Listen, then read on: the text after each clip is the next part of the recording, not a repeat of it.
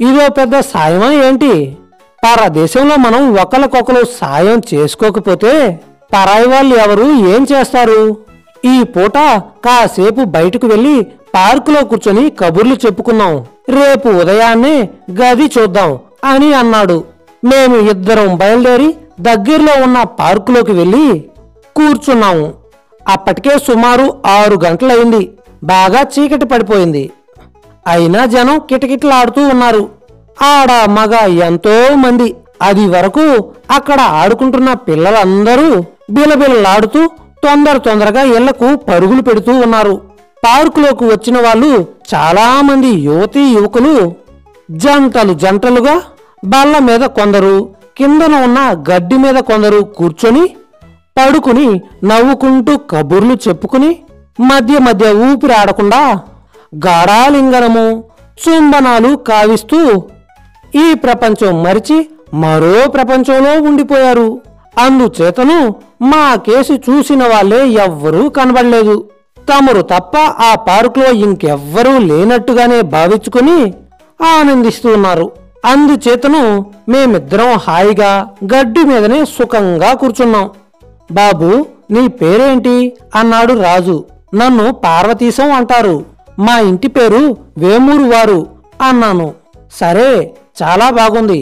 ఇక్కడ సంగతి సందర్భాలు, ఆచార్య వ్యవహారాలు కొన్ని టూకీగానైనా నీకు చెప్పాలి. ఆ పద్ధతులు మీరు తెలుసుకుంటే, వాటికి అనుకూలంగా మీరు ప్రవర్తిస్తే ఇక్కడ మనకు అట్టే ఇబ్బందులు ఉండవు. మొదటి సంగతి ఏంటంటే, నీ పేరు ఏమిటి అని ఎవరైనా అడిగితే పార్వతీశం అని చెప్తే చాలు. అంటారు, వింటారు, కంటారు అనేటివి ఏవీ చెప్పక్కర్లేదు. ఇంటి పేరు వాళ్లకు అవసరం లేదు. ఇక తర్వాతి సంగతి, గదులు అద్దెకి తీసుకునే విషయం నీకు చెప్పాలి. ఇక్కడ గదులు అద్దెకిచ్చే వాళ్ళందర్నీ లోయర్ మిడిల్ క్లాస్ అని అంటారు. అంటే మనబోటి మధ్యతరగతి వాళ్ళలో తక్కువ స్థితి కలిగిన వాళ్ళు అన్నమాట. సాధారణంగా వితంతు కుటుంబాల్లో తక్కువ స్థితి కలిగిన వాళ్ళు అన్నమాట. సాధారణంగా వితంతువులు కాని, వివాహాలే ఎరగని కన్య కుటుంబాలు గాని, సంపాదన తక్కువగా ఉన్న భార్యాభర్తలు కాని, తమకు అవసరమైన వాటికంటే ఎక్కువగా ఉండే 1-2 గదులు ఉంటే అద్దెకు తీసుకునే వాళ్ళకి వాటిలో వాళ్లకు అవసరం లేని గదులు 2 వాళ్లకు అద్దెకు ఇస్తారు. ఆ గది కుర్చీలు, సోఫాలు వగైరా వాటితో అలంకరణ కూడా చేసి ఉంటుంది. అంటే 3-4 కుర్చీలు, 1 సోఫా, 1 టేబుల్, 1 మంచం, పరుపు, దానిమీద తలగళ్ళు, పక్క దుప్పటి, కప్పుకోవడానికి రగ్గులు, తుడుచుకోవడానికి తువ్వాళ్ళు అవి కూడా ఉంటాయన్నమాట. గది అద్దె వాటన్నిటినీ కలుపుకునే అన్నమాట. అంతేకాదు, తువ్వాళ్ళు, సబ్బులు కూడా వాళ్లే ఇస్తారు. ప్రతి గదిలోనూ నా గదిలో నువ్వు చూసే ఉంటావన్నమాట. ఫైర్ ప్లేస్ అనేది ఒకటి ఉంటుంది. గోడలో ఒక పొయ్యి అమర్చి అందులో బొగ్గులు పేర్చి నిప్పులు వేస్తారు. పొగ లోపలికి రాకుండా పైకి పోయేదానికి ఒక గొట్టం కూడా ఉంటుంది. ఇది సంవత్సరంలో 7-8 మాసాలు రామనాసుడి కాష్టంలా వెలుగుతూనే ఉంటుంది. ముఖ్యంగా శీతాకాలంలో ఆ పొయ్యి దగ్గర కుర్చీలు వేసుకుని కూర్చుంటారు. గదంతా వెచ్చగా ఉంటుంది. మీరు ఈ పాటికి అది కనిపెట్టే ఉంటారు. ఇక్కడ ఒక చిదంబర రహస్యం ఉంది. ఈ దేశస్థులు, ముఖ్యంగా తక్కువ జాతి వాళ్ళు మొహం అది కడుక్కోరు అన్నాడు. నేను నిర్ఘాంతపోయి, అది కడుక్కోరా అన్నాను. అది ఎవళ్ళూ కడుక్కోరు అన్నాడు. మరైతే అన్నాను. మనం బయటికి వెళ్ళిన చోట పక్కన కాగితాల చుట్ట ఉంటుంది. దాంతోనే మల విసర్జాన్ని తుడుచుకొని అక్కడే ఉన్న పింగాళీ గిన్నెలో మల విసర్జన చేసిన దాంట్లో ఆ కాగితాన్ని వేసేస్తారు. అక్కడ కనబడే గొలుసు లాగితే అక్కడికి నీళ్లు విశేషంగా వచ్చి ఈ మలాన్నంతటినీ శుభ్రంగా కడిగివేసి అడుగుకు ఎక్కడికో తీసుకుపోతుంది. ఇది శీతల దేశం కనుక అంత త్వరగా దుర్గంధం పైకి రాదు. మొహమే కడుక్కోని వాళ్ళు రోజూ స్నానం చేయరన్నమాట చెప్పడమేందుకు అన్నాడు. మరైతే మనమో అన్నాను. మీకు ఇష్టమైతే మీరు మానేయవచ్చు అన్నాడు. అదేంటండి అలా అంటారు? నేను బ్రాహ్మణుణ్ణి, అందులోనూ వైదికుణ్ణి. సంధ్యావందనాలే కుదరక మానేస్తూ ఉంటే, విచారిస్తూ ఉంటే స్నానం కూడా ఎలా మానండి? అలా అయితే ఇక్కడ ఒక క్షణం కూడా ఉండనండోయ్. మీరు ఏమనుకున్నా సరే ఓ మాటు దేశం చూశాను అనుకుని చక్కా పోతాను గాని ఇంత మరీ అనాచార్యంగా అప్రాచ్యంగా ఉండడం నా వల్ల కాదు సుమండి. తర్వాతను మీ ఇష్టం అన్నాను. సరేలేండి, నా ఇష్టాలతో పని ఏముందిలే గాని మిమ్మల్ని మానమని చెప్పలేదు. స్నానానికి వేడి నీళ్లు కావాలి అంటే ఇంటి వారితో చెప్తే వాళ్ళు సప్లై చేస్తారు, మరేమీ పర్వాలేదు అన్నాడు. ఇది ఒకందుకు మంచిదే. నేను దంతధావనానికి కచ్చికలు తాటాకులు తెచ్చుకుని మంచిదే అయింది అన్నమాట అనుకున్నాను.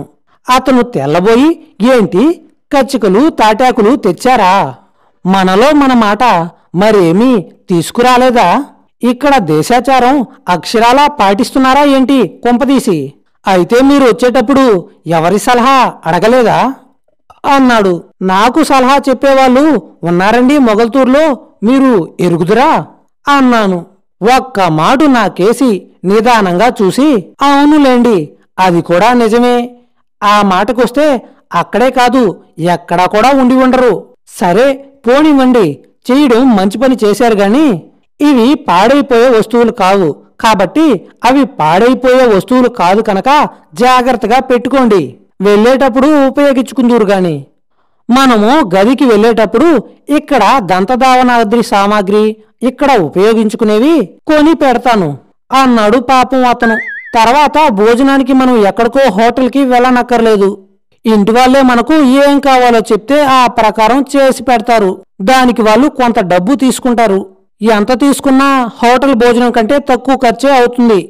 మీరు బ్రాహ్మణులు వైదికులు ఆయను, నేను తినే చేప మాంసం మీరు ముట్టుకోరు గనక ఇంటి వారితోటి మీరు శాకాహారిని అని చెప్పి బియ్యము పప్పు వగైరా సామాగ్రి చెప్తే వాళ్ళే తీసుకువస్తారు. అది ఎలా వండాలో మీకు తెలిస్తే వాళ్ళతో చెప్పండి, లేకపోతే వాళ్ళు చేసినట్టు మీరు తినవలసి ఉంటుంది. 10 రోజులు పోతే అన్నీ మీకే అలవాటు అవుతాయి అన్నాడు. అబ్బో, అవేమీ అవసరం లేదండి, నాకు ఇవన్నీ బాగా అలవాటే. మా ఇంటి దగ్గర మా అమ్మ బయట ఉన్నప్పుడు మా నాన్న పొలం వెళ్ళినా పొరుగురు వెళ్ళినా నేనే చేయి కాల్చుకోవాల్సి వచ్చేది. చాలా బాగా చేశానని మా అమ్మ మెచ్చుకునేది కూడా. ఉండండి, నేనెక్కడో చోట స్థిరపడిన తర్వాతను నా చేతి భోజనం మీకు రుచి చూపిస్తాను ఒక రోజున అన్నాను. చాలా సంతోషం అండి, అంతకంటేనా మళ్ళీ ఒక మాట మా ఇంటికి వచ్చినట్టు కూడా ఉంటుందిను అన్నాడు నవ్వుతూ. ఇంకా అక్కడి నుండి లేచి నెమ్మదిగా గదికి చేరుకున్నాం. అతనికి అక్కడ మామూలు భోజనము, నాకు కాస్త అన్నము బంగాళదుంప కూర వగైరాలు ఇచ్చారు. కూరంటే ఊరికే దుంపలు ఉడకేసి వాటిని ఒత్తి పెట్టారన్నమాట. నాకు కావలసిన పప్పు పచ్చికారం దాని మీద చల్లుకోవాలి అని చెప్పి మా మిత్రుడు చెప్పాడు. ఈ ధర్మ సూక్ష్మము ఇదివరకే గ్రహించాను అన్నాను.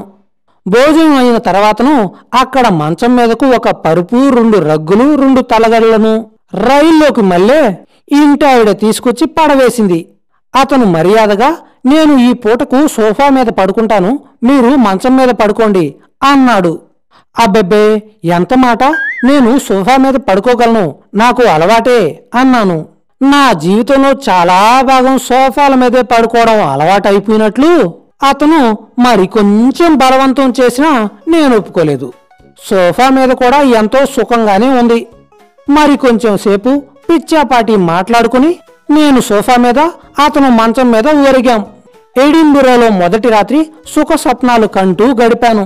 ఆ రాత్రి రాజు ఇంట్లో సుఖంగా నిద్ర పట్టింది. ఎన్నెన్నో చిత్ర విచిత్రమైన కలలొచ్చాయి. ఎక్కడికక్కడికో తేలిపోతున్నట్లు అనిపించింది. ఆకాశంలో పెద్ద చేపల్లాంటివేంటో కదులుతూ ఉన్నట్టు అనిపించింది. నక్షత్రాలు ఎంతో దగ్గరగా కనబడ్డాయి. ఇంకేవేవో రకరకాల వింతలు కనబడ్డాయి. మెలకు వచ్చేటప్పటికి ఏమీ లేదు. కలలో చూసినవి ఏమీ కనబడలేదు సరికదా, వాటి గురించి ఎవరితోనైనా చెప్దామంటే వాటి జ్ఞాపకాలైనా మిగల్లేదు. ఇంటి దగ్గర అలవాటు చొప్పున బాగా పెందలాడనే మెలకు వచ్చింది. రాజు గాఢ నిద్రలో ఉన్నాడు.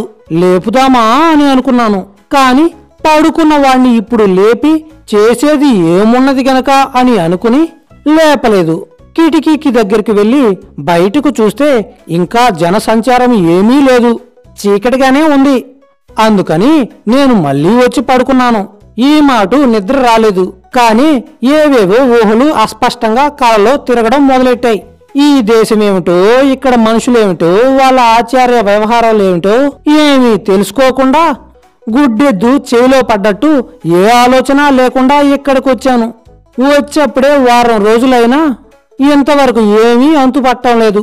నేను కొత్తవాడినైనా చిన్నవాడినైనా అంతా సార్ అంటూ ఎంతో గౌరవంగా మాట్లాడుతున్నారు. ఇక్కడ పురుషుల కంటే స్త్రీజనం ఎక్కడ చూసినా ఎక్కువగా కనబడుతుంది. వాళ్ళకేమీ నదురు బెదురు ఉన్నట్లు కనబడలేదు. నడి వీధులంతా షాపుల్లోనూ రైలుల్లోనూ ఒళ్ళు విరుచుకుని అందర్నీ ఆ తోసుకుని తిరగడం చూస్తే నాకు భయంగాను వింతగానూ ఉంది. రేపొద్దున నేను వీధిలోకి వెళ్ళినా స్కూల్లో చేరినా వీళ్ళు కూడా అక్కడ తయారవుతారు కాబోలు. దూరం నుండి చూస్తేనే కొంచెం బెదురుగాను కొంచెం సిగ్గుగాను ఉంటే వాళ్ళు అస్తమానం మీదకు వస్తే క్లాసులో ఆ పక్క కాని ఈ పక్క కాని వీళ్ళే తిరుగుతూ ఉంటే మాస్టర్లు చెప్పింది వినడం ఎలాగా, ఆ విన్నది తలలో నింపుకోవడం ఎలాగా? ఈ ఆడవాళ్లతో ఎలాగైనా కొంచెం చిక్కు వచ్చేటట్లే ఉన్నది. చూద్దాం ఏం జరుగుతుందో. తినబోతూ రుచి అడగడం ఎందుకు? పైన భగవంతుడు చూస్తూనే ఉన్నాడు. ఈ వేళైనా గది దొరుకుతుందో దొరకదో, దొరక్కపోతే ఎలాగా? రాజునెత్తిన ఎన్నాళ్ళు కూర్చోవడం, అయినా దొరకేం చేస్తుంది? ఇంత పెద్ద పట్టణంలో ఇన్ని ఇళ్లల్లో ఈ బ్రహ్మచారికి గది దొరకపోతుందా? ఎటొచ్చి బ్రహ్మచారులను తీసుకోమంటే తప్పైనా ఇక్కడ ఇటువంటి ఇబ్బంది ఏమీ ఉంటుంది అని అనుకోను. ఇలా ఏవేవో వెర్రి ఆలోచనలతో సతమతమవుతూ ఉంటే బాగా వెలుతురొచ్చింది. మా గది తలుపు మీద నెమ్మదిగా ఎవరో కొట్టినట్టు చప్పుడైంది. నేను ఈ దేశంలో ఉన్న సంగతి మర్చిపోయి వస్తున్నా అని ఇంటి దగ్గర కేకేసినట్టు కేకేశాను. దాంతో రాజు ఉలిక్కిపడి పైకి లేచి, ఏమండి, ఏంటలా కలవరిస్తున్నారు అన్నాడు నవ్వుతూ.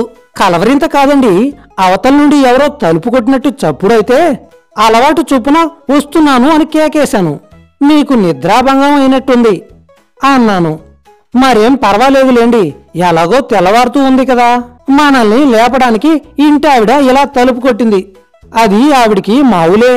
ఈవిడే కాదు, ఇక్కడ ఆచారం ఏంటి అంటే ఇంట్లో వాళ్ళైనా పరాయి వాళ్ళైనా తలుపు దబదబా బాదకుండా వేళ్లతోటి 2 సార్లు తలుపు మీద టక్ టక్ అని కొడతారు. మనం అప్పుడు ఎస్ అని కాని కమిన్ అని గాని ఇంట్లో వాళ్ళైతే అనాలి. పై వాళ్ళెవరైనా వచ్చారు అనుకుంటే కమిన్ ప్లీజ్ అనాలి. అంటే దయచేసి లోపలికి రండి అన్నమాట. ఇక ఆ తర్వాత ఏమైంది అనేది మనం తర్వాత ఎపిసోడ్లో తెలుసుకుందాం. ఏంటి పిల్లలు, ఇంతకీ నా కథ మీకు నచ్చిందా? నచ్చినట్లయితే మన ఛానల్కి ఆ సబ్స్క్రైబ్ బటన్ ఏదో కొట్టేయండి. అలాగే వీడియో నచ్చినట్లయితే వీడియోకి ఒక లైక్ ఇవ్వండి. మళ్ళీ తర్వాత ఎపిసోడ్లో కలుసుకుందాము, సరేనా?